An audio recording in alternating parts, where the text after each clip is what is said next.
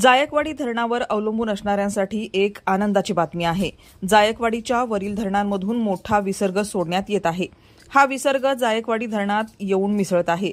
दरम्यान कोणत्या धरणातून किती विसर्ग सोडला जात आहे तसेच जायकवाडी धरणात किती आवक येत आहे हे आपण या व्हिडिओच्या माध्यमातून पाहूयात।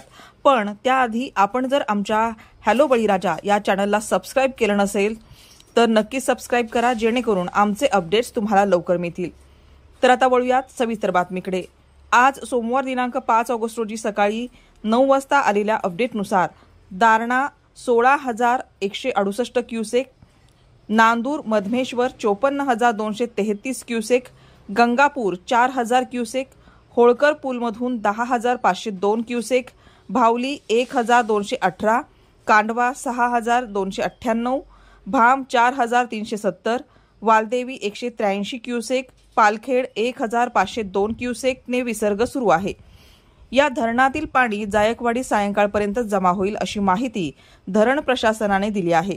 दरम्यान येत असलेल्या विसर्गामुळे जायकवाडी फुल्ल स्पीडने भरू लागला आहे।